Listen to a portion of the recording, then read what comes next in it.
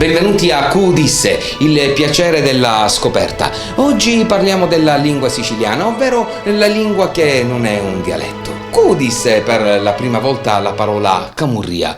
Non lo sappiamo, ma la straordinarietà del termine sta proprio nel fatto che viene utilizzato nella stessa identica maniera sia nella Sicilia occidentale che nella Sicilia orientale. Non cambia da provincia a provincia perché, ad esempio, che ti rubino la macchina a Palermo come a Catania è una camurria. Che vuol dire camurria?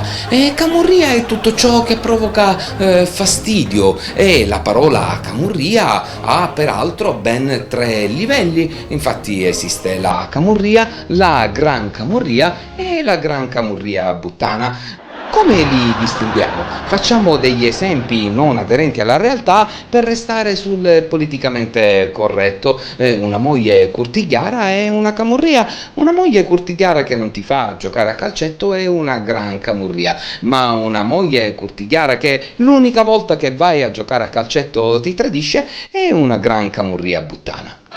Come spesso accade, il termine viene sostituito con locuzioni italiane che però ostentano a dare la stessa forza del termine siculo.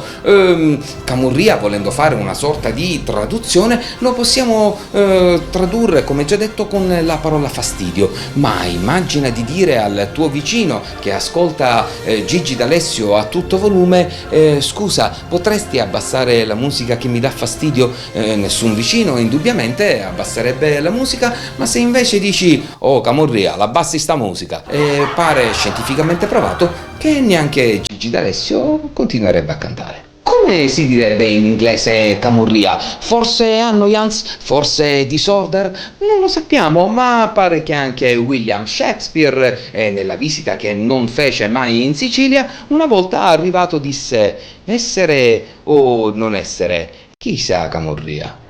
Per capire l'importanza del termine possiamo anche citare importanti avvenimenti mitologici. Pare che anche Ercole, di fronte alle 12 fatiche, disse: queste fatiche devo farle io? E che camurria!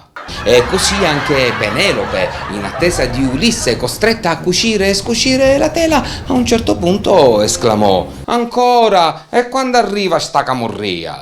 E quindi Q disse per la prima volta camurria. Non lo sappiamo, ma di certo saperlo con precisione non importa, perché ricordare tutte le date a memoria è veramente una gran camurria.